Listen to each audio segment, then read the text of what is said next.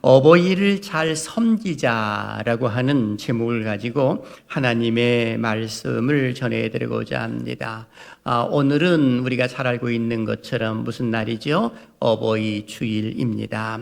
무엇보다도 이틀 전에는 어버이날이었습니다. 아마 모르긴 해도 어버이날을 맞이해서 또 육신의 어머니, 아버지에게 안부 전화도 드리고 또는 찾아뵙는 그런 사람도 있으리라라는 생각을 해보게 됩니다.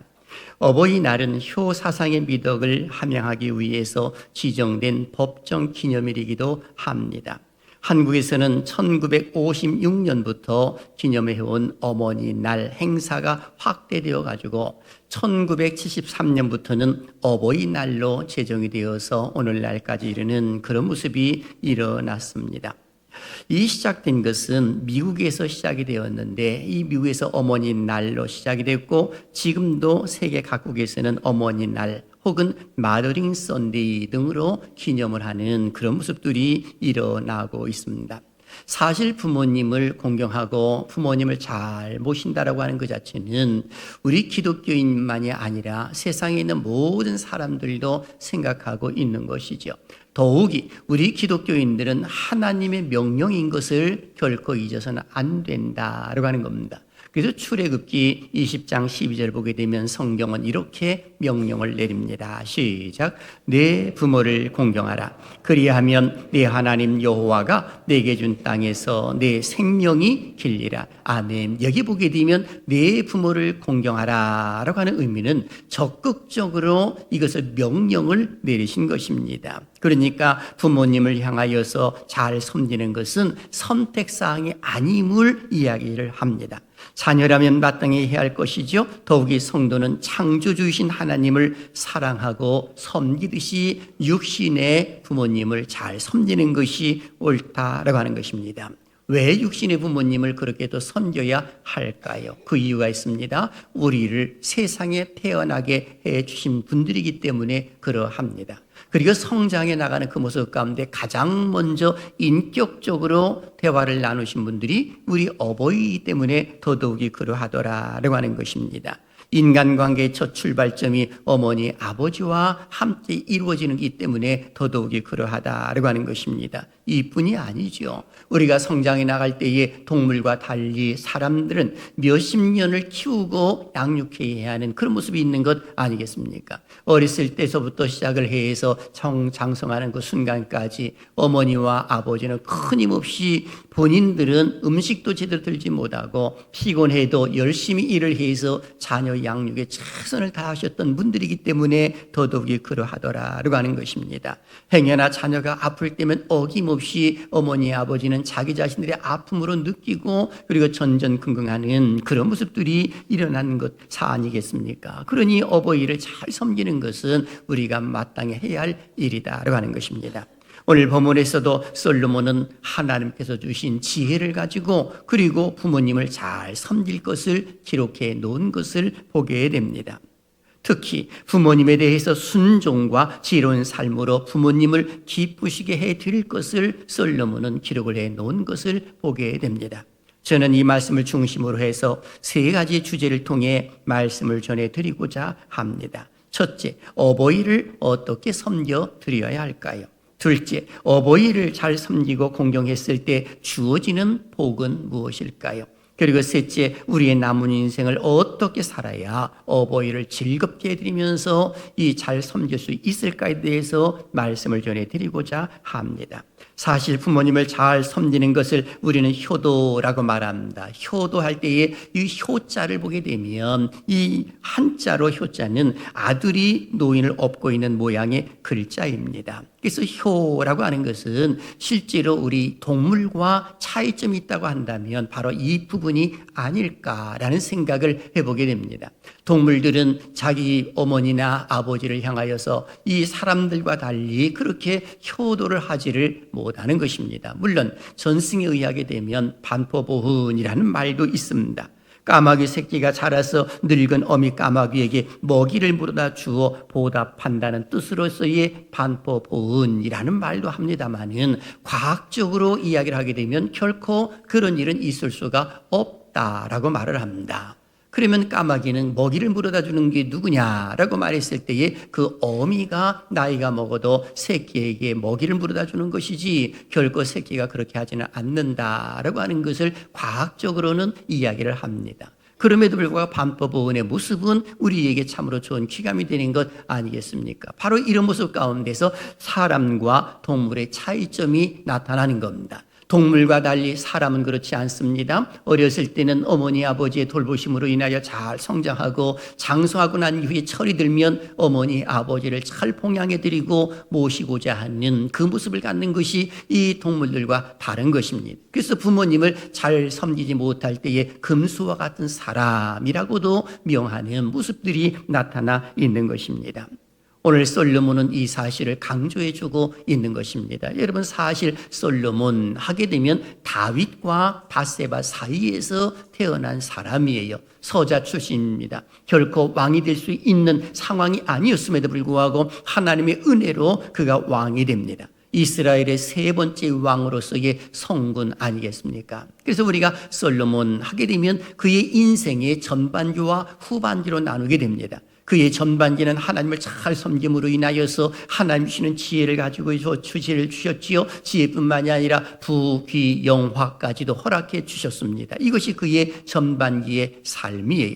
후반기의 삶은 하나님이 사람으로서 누려보고 싶은 모든 것들을 누려보도록 솔로몬에게 다 주시는 것입니다. 하나님의 허락하에서 그는 후반기의 삶을 삽니다. 여자면 여자, 권력이면 권력, 힘이면 힘, 지혜면 지혜, 전 세계에서 전무후무한 그야말로 솔로몬과 같은 왕이 태어나지 못하도록 하나님께서 그에게 모든 것들을 누려보도록 만들어주시는 그런 모습들이 일어났던 것입니다. 다 모든 것을 누려보고 난 후에 솔로몬이 했던 말이 뭐냐 했을 때에 전도서를 기록한 것인데 헛되고 헛되고 다 헛되도다 하면서 전도서 12장을 보게 되면 인간의 본분이 뭐냐 했을 때 사람의 본분은 하나님을 경외하면서 그의 명령을 지키는 것이다 라고 기록을 해놓고 있습니다. 그러한 솔로몬이 하나님 주시는 지혜를 가지고 잠언서를 기록을 했는데 부모님을 잘 모십시오, 잘 섬기십시오 라고 이렇게 강조를 해주는 모습이 나타났던 것입니다. 그렇다면 오늘 우리는 첫 번째 질문으로 넘어가 봅니다. 어버이를 어떻게 섬겨드려야 할까요? 솔로몬은 세 가지로 기록을 합니다. 첫째, 부모님의 권위를 인정해야 한다라고 강조합니다. 오늘 본문 22절을 같이 읽을까요? 시작. 너를 낳은 아비에게 청종하고 내 늙은 어미를 경히 여기지 말지니라. 아멘. 여기 이 말씀 보게 되면 부모님을 섬겨드리는 것에 있어서의 소극적인 의미를 기록을 해놓고 있습니다. 너를 낳은 아비에게 청종하고 라고 이렇게 표현해주고 있습니다. 너를 낳은 아비라고 말을 했을 때는 바로 생명을 주었다라고 하는 의미입니다. 아버지로 인하여서 우리가 그 생명을 얻었고 그리고 아비의 말씀에 청종을 하고 특히 내 늙은 어미를 경히 여기지 말라, 가볍게 여기지 말라는 의미입니다. 실제로 어렸을 때 보게 되면 어머니 아버지가 가장 높지요. 모르는 것이 없지. 엄마 아빠가 모든 것들을 해주고 또 가장 훌륭한 사람으로 여깁니다마는 키가 자라고 지혜가 자라고 어느 정도 성장해서 보니까는 이 어머니나 아버지는 자기보다도 못한 모습으로 저렇게 내려다 보일 수 있는 위치에 서게 되는 경우가 있거든요. 그러다 보니까 아비의 말씀에도 청종하지 아니하고 늙으신 어머니를 가볍게 여기는 그런 모습들이 일어날 수가 있는 겁니다. 그런데 솔로몬은 그렇게 하지 말라는 것입니다. 그래서 솔로몬은 다윗이 죽고 난 이후에 그리고 밧세바가 홀로 남았잖아요. 홀로 계신 어머니의 말씀을 거역한 적이 없어요. 그래서 성경은 이렇게 기록을 합니다. 열왕기상 2장 20절을 보게 되면 구하소서 내가 어머니의 청을 거절하지 아니하리다 라고 이렇게 기록을 합니다. 평상시에도 그 어머니의 부탁을 거절하지 아니하고 어머니가 왕에게 나오는 그 자체를 인정을 하면서 어머니를 높여주는 그런 모습이 일어났습니다만은 그런데 지금 이 말을 보게 되면 구하소서 내가 어머니의 청을 거절하지 아니하리다 하면서 처음으로 거절을 합니다. 어머니의 부탁을 거절한 것이거든요. 무슨 부탁이었느냐라고 했을 때에 아버지가 돌아가시고 아버지가 나이가 많았을 때에 몸이 차가우니까 아비삭이라고 하는 여자 동료를 구해서 그 옆에 눕게 했었는데, 아버지가 돌아가시고 난 이후에 이 아도니아라고 하는 형이 이 아비삭이라는 여인을 달라고 말하는 겁니다. 그러니까 이 밧세바가 이것을 가지고 솔로몬에게 이야기했을 때 솔로몬이 이건 아닙니다 라고 하면서 버럭 화를 내고 하는 말이 아도니아는 이것으로 인하여 죽을 것이다 라고 하면서 아도니아를 죽이는 그런 모습들이 일어났습니다. 이유가 뭡니까? 아버지의 침상을 더럽히려고 하는 그 모습 때문에 그러했더라라고 하는 것입니다. 그럼에도 불구하고 부모님의 권위를 인정해 드리는 것이 얼마나 중요함을 솔로몬은 강조해 주고 있는 겁니다. 권위라고 하는 것이 뭐예요? 다른 사람을 통솔하여 이끄는 힘을 가리켜서 권위라고 표현해 주고 있는 겁니다. 그런 거로 어머니 아버지가 나이가 많으신 모습 가운데서 아들에게 또는 딸에게 이런 권면의 말을 하고 차 조심해라, 그리고 뭐든 이렇게 해서 이 길 건널 때에도 사람들도 조심하고 부딪히지 않도록 잘해라, 이런 말씀을 하셨을 때에 그것을 가볍게 여기는 것이 아니라 알았어요 어머니 하면서 순종하면서 그 권위를 인정해 드리는 그 모습이 있을 때 어머니 아버지는 기뻐하시더라라고 하는 것입니다. 그리고 두 번째는 진리를 추구하는 삶일 때에 이 어머니 아버지가 기뻐하신다라고 표현해주고 있는 겁니다. 오늘 보면 23절과 24절을 보십시오. 같이요. 시작. 진리를 사되 팔지는 말며 지혜와 훈계와 명철도 그리할지니라. 의인의 아비는 크게 즐거울 것이요 지혜로운 자식을 낳은 자는 그로 말미암아 즐거운 것이니라. 아멘. 여기 이 말씀 보게 되면 중요한 단어들이 나와요. 진리, 지혜, 훈계, 명철 모두가 같은 의미입니다. 그러면서 진리를 사되 팔지는 말며, 즉 소중한 것을 얻었으면 이것을 결코 가볍게 여기지 말아라 라고 말해주고 있는 것입니다. 진리를 얻었으면 팔지 말라라고 말하는 것입니다. 즉 진리를 추구하는 그 모습 가운데서 이것을 실행에 잘 옮겨라 라고 말하고 있는 겁니다. 추구가 뭐예요? 목적 달성을 위하여서 쫓아 구하는 것이 바로 추구라는 의미입니다. 그러니까 진리를 추구하는 거예요. 이거 조금 쉽게 설명을 해드릴까요? 여러분 보십시오.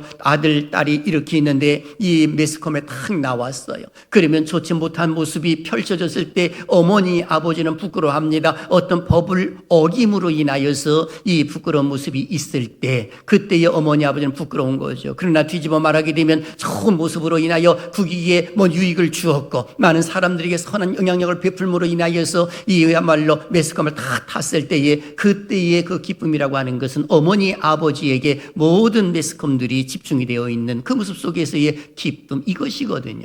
마치 진리의 말씀 영적으로 보게 되면 하나님 말씀을 잘 실행에 옮기고 준행하는 그 자녀들을 바라볼 때에 어머니 아버지는 이것으로 인하여서 즐거워하는 모습이 일어난다는 겁니다. 바로 이 모습으로 어머니 아버지를 섬겨드려야 된다고 하는 것입니다. 한 가지를 더 솔로몬은 말합니다. 어버이를 즐겁게 드릴 것을 강조합니다. 25절을 보십시오. 내 부모를 즐겁게 하며 너를 낳은 어미를 기쁘게 하라 라고 기록이 되어 있습니다. 22절 속에서는 소극적인 의미에서 부모님의 권위를 인정해 드리라고 하더니 이제 적극적인 의미 속에서 내 부모를 즐겁게 하며 그리고 너를 낳은 어미를 기쁘게 하라 라고 기록하고 있는 것을 보게 됩니다. 여러분, 부모님을 즐겁게 하고 부모님을 그야말로 기쁘게 하는 거 그렇게 어렵지 않습니다. 보고 싶어 할 때에 가서 얼굴만 보여줘도 어머니 아버지는 허뭇해하는 모습들이 일어나는 것 아니겠습니까?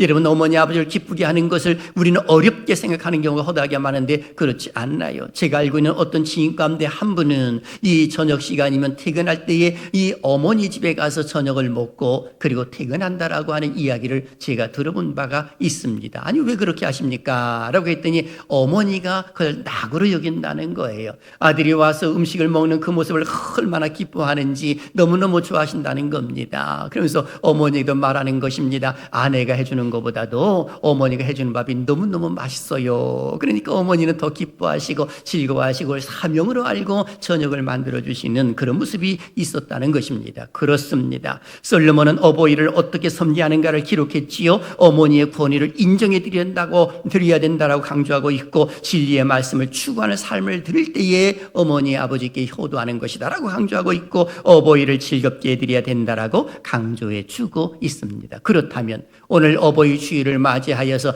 나는 과연 어떠한가라고 하는 것입니다. 나이가 드신 어머니 아버지의 그 권위를 인정해드리고 있는가, 아니면 그걸 잔소리로 받아들이고 있지는 않는가라고 하는 것입니다. 더 나아가서는 진리의 말씀을 추구하는 삶을 살아드려야 함에도 불구하고 그렇게 살지 못했다고 한다면 우리는 나 자신을 반성해 보면서 제자리로 돌아오려고 하는 그 모습이 있어야 할 것입니다. 어버이를 즐겁게 해드려야 함에도 불구하고 즐겁게 해드리지 못했다고 한다면 다시금 우리는 제자리에 서서 돌아오는 그런 모습을 갖는 것이 중요하다고 하는 겁니다. 아마 어떤 분은 이렇게 말하는지 모르죠. 목사님, 뒤돌아보니까 어버이가 계시지를 않네요 라고 하시는 분들도 실상 있으리라는 것을 생각해 봅니다. 그래서 마틴 루터는 우리의 어버이를 네 종류로 이야기를 한 바가 있습니다. 첫째는 육신의 부모, 우리를 낳아준 부모가 있다고 말을 했고, 두 번째는 바로 영적인 부모가 있는데 목사님, 그래서 천주교에서는 신부님이라고 이렇게 부르는 것이거든요.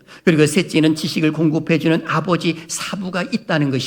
네 번째는 나라를 이끌어가는 통수권자, 국부가 있다라고 표현을 해준 바가 있습니다. 그런 거로 오늘 우리는 위로는 하나님 아버지를 잘 섬겨드리는 것은 말할 것도 없지만 육신적으로도 우리의 어버이를 잘 섬기는 것이 옳다라고 말할 수가 있을 것입니다. 그러면 두 번째 질문으로 넘어가 봅니다. 부모님을 잘 모시면 하나님은 어떠한 복을 주실까요? 물론 성경 속에서는 여러 가지 이야기를 많이 설명해 주고 있습니다. 그럼에도 불구하고 대표적인 성경 구절을 에베소 6장 2절과 3절 속에 잘 기록되어 있습니다. 읽어볼까요? 시작. 내 아버지와 어머니를 공경하라. 이것은 약속이 있는 첫 계명이니 이로써 네가 잘되고 땅에서 장수하리라. 아멘. 여기 보면 부모님을 잘 모시면 하나님께서 복을 주신다라고 기록하고 있습니다. 이 부모님을 모시는 것은 약속이 있는 첫 계명이라고 기록하고 있습니다. 이 말의 의미는 여러분 10계명을 우리가 잘 알고 있지 않습니까? 제1계명이 무엇일까요? 나 외에 다른 신을 내게 두지 말라. 제2계명이 무엇일까요? 우상을 만들거나 절하고 섬기지 말지니라. 제3계명은 무엇일까요? 내 하나님 여호와 이름을 망령되이 부르지 말라. 제4계명이 뭘까요? 안식일을 거룩히 지키라. 제5계명이 뭘까요? 내 부모를 공경하라. 이것이었거든요. 그런데 1서부터 4까지는 대신 관계 속에서의 하나님께서 이 하나님에 관련된 이야기지만 이웃과의 관계 속에서는 5계명서부터 10계명이거든요. 그런데 첫 번째가 바로 네 부모를 공경하라. 이것이 바로 약속이 있는 첫 계명이라는 거예요. 그래서 첫 계명이기 때문에 이것을 실행에 옮기면 반드시 복을 주신다라고 기록하고 있는 것입니다. 바로 여기 성경 속에서도 네가 잘되고 땅에서 장수하리라 라고 기록하고 있고, 신명기 5장 16절에서는 더 구체적으로 이렇게 설명을 합니다. 시작. 너는 네 하나님 여호와께서 명령한 대로 네 부모를 공경하라. 그리하면 네 하나님 여호와가 네게 준 땅에서 내 생명이 길고 복을 누리리라. 아멘. 여기 보게 되면 복을 누린다라고 표현했는데 이 말은 형통한 복을 받아 범사에 막힘이 없이 잘 된다라고 하는 그 사실을 알려주고 있는 것입니다. 그런 거로 부모님을 잘 모시게 되면 생명이 길고 복을 누린다라고 강조를 해주고 있는 것입니다. 이것으로 끝나지를 않지요. 내가 부모님을 잘 섬기게 되면 우리의 자녀들이 그것을 바라봅니다. 바라보면서 어떤 모습을 가집니까? 이제 그들도 내가 나이 먹고 늙게 되면 어머니 아버지를 잘 모시고자 하는 그런 마음을 갖는 거예요. 심은 대로 거두는 복이 그대로 펼쳐진다라고 말을 할 수가 있는 것입니다. 그런 거로 부모님을 잘 모시면 하나님께서 반드시 이 땅에서도 생명이 길고 그대로 만들어주시고 장수의 복도 주지만 하는 일들마다 형통의 복을 주실 것임을 약속해 주고 있는 것입니다. 이 은혜가 함께 하시기를 주님의 이름으로 축원합니다. 하나님께서 역사해 주실 줄로 믿습니다. 위로는 하나님 아버지를 잘 섬기고 옆으로는 육신의 어버이도 잘 섬기며 교회 안에서 질서 있게 행동하게 되면 우리 하나님 절대로 위면하지를 아니하시더라라고 하는 것입니다. 물론 내리 사랑이라는 말이 있지요. 그런데 내리 사랑만 바라보는 사람들은 바로 철들지 못한 사람이에요. 철이 들면 위를 바라보게 되어 있습니다. 바로 하나님을 바라보게 되어 있고 어버이를 바라볼 수 있는 모습이 나타나 있는 것입니다. 그렇다면 사랑하시는 여러분들은 철이 드셨습니까? 아니면 아직도 철들지 못하셨습니까? 라고 하는 것입니다. 바라기는 철든 모습으로 살아야 될 줄로 믿습니다. 그런 그로 우리의 남은 인생 어떻게 살아야 되느냐라고 했을 때에 두 가지를 말씀해 드리고자 합니다. 첫째는 부모님의 마음을 헤아릴 수 있어야 하는 것입니다. 부모님의 마음을 헤아리자. 시작. 부모님의 마음을 헤아리자. 아멘. 오늘 여기 성경도 보게 되면 솔로몬도 역시 하나님 아버지의 마음을 헤아리고 그리고 또 육신의 부모님의 마음도 헤아릴 줄 아는 그런 모습을 가지고 있었습니다. 기억나시죠? 잠언서 23장 26절 보게 되면 성경은 이렇게 기록해요. 내 아들아 내 마음을 내게 주며 내 눈으로 내 길을 즐거워할지어다 라고 기록하고 있습니다. 하나님이 오늘 본문 바로 뒷절에 나와 있는 내용 아니겠습니까? 내 아들아 내 마음을 내게 주며, 그래서 하나님께서 우리를 향하여서도 원하시는 것이 뭐냐? 내 마음을 내게 주며, 이 말씀이거든요. 육신의 어버이가 자녀들을 향하여서 무엇을 바라겠습니까? 내 마음을 내게 주며, 이 말씀인 것입니다. 그런 거로 내 마음이 이 어느 노선으로 확실히 가고 있는가라고 하는 것을 스스로 생각해 볼 필요성이 있는 것입니다. 내 마음이 아래만 계속 바라보고 있다고 한다면 아직 철이 덜 들었다고 말씀드렸잖아요. 그러나 위를 바라보게 되면 그때서부터 어머니 아버지가 보이기 시작을 하고 하나님이 보이기 시작을 하고, 그러면서 인생을 방황하지 않는 그런 모습들이 일어날 수가 있는 것입니다. 내 마음을 하나님 앞에 드리고 내 어버이께 드리면 어머니의 마음을 내가 읽을 수가 있고 아버지의 마음을 읽을 수가 있는 겁니다. 그래서 나이가 드시면 설급한 모습들이 많이 나타난다고 그래요. 아픈 데가 많다고 그럽니다. 여기저기가 쑤신다고 그래요. 그런데 이 어머니 아버지에게 내 마음을 주게 되면 그것을 읽을 수가 있는 겁니다. 사랑하기 때문에 읽을 수가 있는 거지요. 보이니까 읽을 수가 있는 것입니다. 여러분 내리 사랑을 한번 보십시오. 내 아이가 어디가 아픈지 안 아픈지 조금만 이렇게 움직여도 뭔 오물이나 있는지 없는지 이걸 다 살펴보잖아요. 그것이 바로 내리 사랑이에요. 아이에게 마음을 주었기 때문에 그게 보이는 것이거든요. 그런데 하나님께 내 마음을 드리면 하나님이 요구하신 건 뭔가 보이기 시작을 하고, 어머니 아버지가 무엇 때문에 아픈가 이것도 보이기 시작을 하고, 또 어떤 경우는 외로움도 탄다고 그러잖아요. 그러면 무엇 때문에 외로우신 것인지 이런 것들도 이 생각할 수가 있는 겁니다. 그 외로움을 덜하기 위하여서 내가 가서 찾아뵙는다든지 손주들을 보내준다든지 아니면 이 외식을 시켜드린다든지 여행을 시켜드린다든지 외로움을 덜 타도록 자녀들은 해야 할 의무가 있는 것입니다. 어디 그것뿐이에요. 연세가 드시면 소화력이 많이 약해져요. 약해지다 보게 되면 소식을 하게 되거든요. 소식을 하게 되면 금방 허기집니다. 배가 고프다는 이야기죠. 그런 거로 간식거리도 떨어지지 않도록 해주는 것이 자녀들의 마땅한 도리라고 말을 할 수가 있는 것입니다. 이것이 부모님의 마음을 헤아리는 것이다 라고 하는 것입니다. 솔로몬은 아버지의 마음을 그대로 헤아림으로 인하여서 그의 고백, 우리가 지난 주간에 보았던 모습을 한번 보십시오. 열왕기상 2장 2절부터 3절에 이렇게 말씀합니다. 읽어볼까요? 시작. 너는 힘써 대장부가 되고 네 하나님 여호와의 명령을 지켜 그 길로 행하여 그 법률과 계명과 율례와 증거를 모세의 율법에 기록된 대로 지키라. 그리하면 내가 무엇을 하든지 어디로 가든지 형통할지라. 아멘. 바로 아버지의 그 마음을 그대로 마음에 담고 실행에 옮겼던 사람이 바로 솔로몬이에요. 그러다 보니까 1,000번째도 드린 것 아니겠습니까? 오늘 우리가 가져야 할 자세도 바로 이런 것입니다. 우리의 마음을 부모님께 드리는 거예요. 위로는 하나님께 드리고 옆으로는 우리 어버이께 그 마음을 드림으로 인하여 어머니 아버지의 마음을 잘 헤아릴 수 있는 그 모습이 있을 때 참된 효도를 행할 수가 있더라라고 하는 것입니다. 그리고 두 번째 꼭 기억할 것 중에 하나, 부모님의 은혜에 늘 감사하는 삶을 살자라고 하는 것입니다.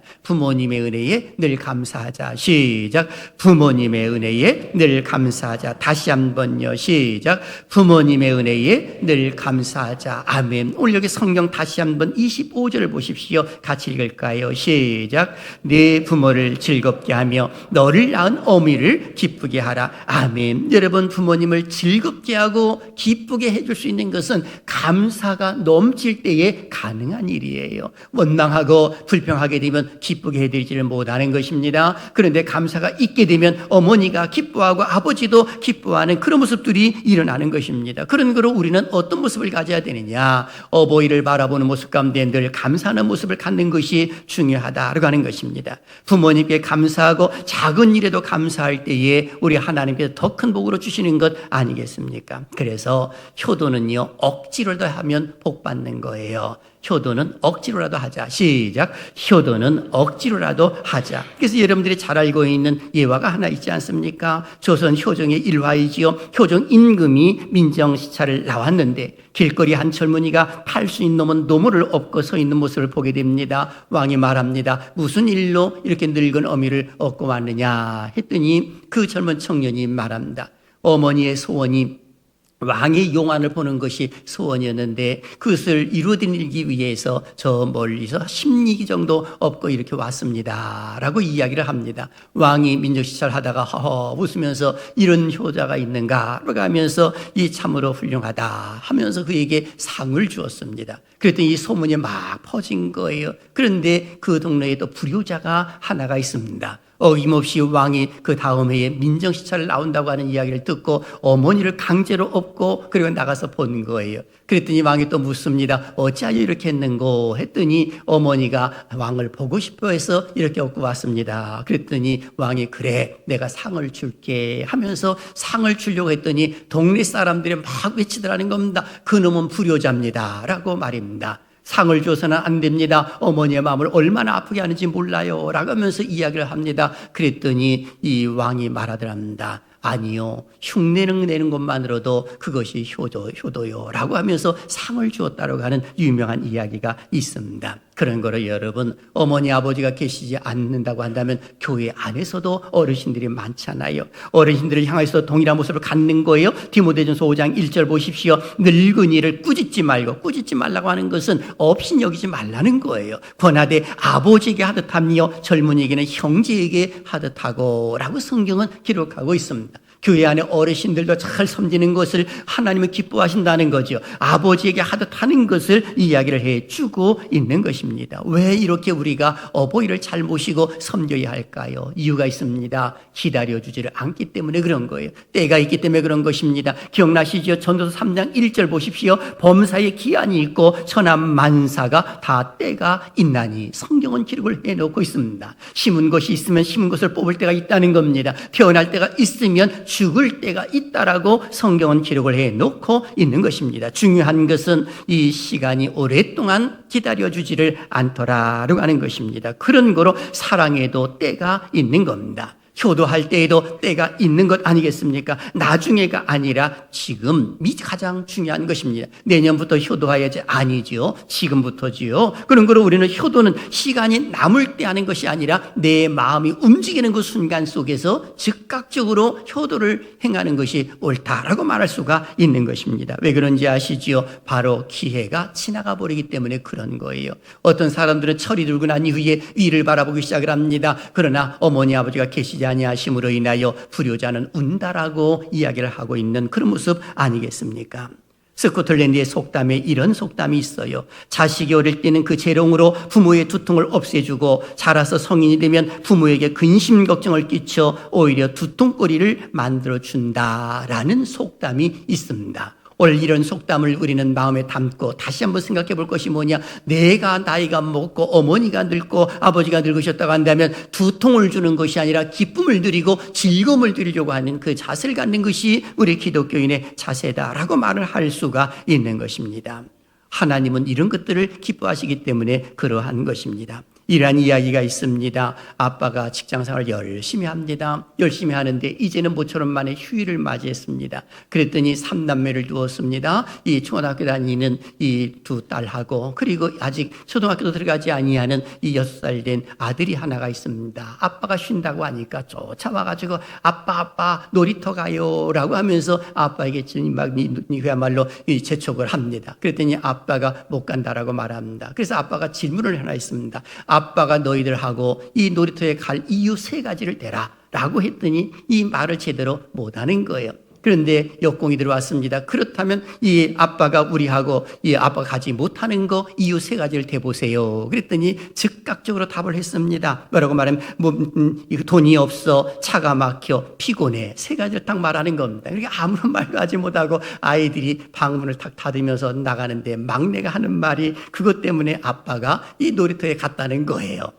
그 아이가 무슨 말을 하냐? 아빠 도대체 왜 살아? 이 말을 아빠는 도대체 왜 사는 거야? 그거 말에 충격을 받아가지고 그리고 이제 같이 놀러 갔다라고 하는 그런 이야기가 있습니다. 여러분, 한 번밖에 살지 못하는 인생 어떻게 살기를 원하십니까? 이르는 하나님 아버지를 잘 섬기고요, 옆으로는 육신의 어버이를 잘 섬기는 것이 우리가 해야 할 일이에요. 더욱이 교회 안에서도 어르신들을 잘 모시고자 하는 모습이 중요한 것 아니겠습니까? 사랑하신 여러분, 우리의 부모님을 하나님께서 허락해 주신 것은 우리에게 복을 주시기 위하여서 우리에게 주셨다는 사실을 절대로 잊어서는 안 되는 겁니다. 아직 어머니 아버지가 살아계신다고 한다면 복 받을 수 있는 근거가 된 것에 있어서 감사하고, 오히려 어머니 아버지를 잘 모시려고 하는 그 자세를 갖는 것은 말할 것도 없거니와, 또는 돌아가셨다고 한다면 교회 안에 어르신들도 잘 모시는 것이 중요하다라고 하는 것입니다. 우리의 어버이는요, 우리를 위하여 모든 것들을 내려놓으셨던 분들이에요. 그러니 그분들을 잘 모시는 것은 지극히 당연하다라고 하는 것입니다.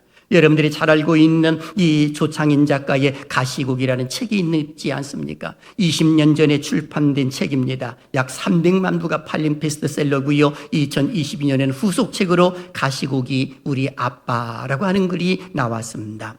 이 책은 백혈병에 걸려 사경을 헤매는 어린 아이를 구하기 위하여서 애쓰는 아빠의 이야기를 그린 소설입니다. 민물고기 중에 가시고기가 있다고 합니다. 아마 몸에 뾰족한 가시 같은 것이 있어서 이름이 가시고기인 듯 싶습니다. 그런데 이 가시고기는 이러한 외적인 모습 말고도 그 습성이 있어서 고유한 특징을 가지고 있는 물고기라는 것입니다. 이 책에서는 이 가시고기를 소설 속에 나오는 백혈병을 앓고 있는 아들의 목소리로 이렇게 표현해주고 있습니다.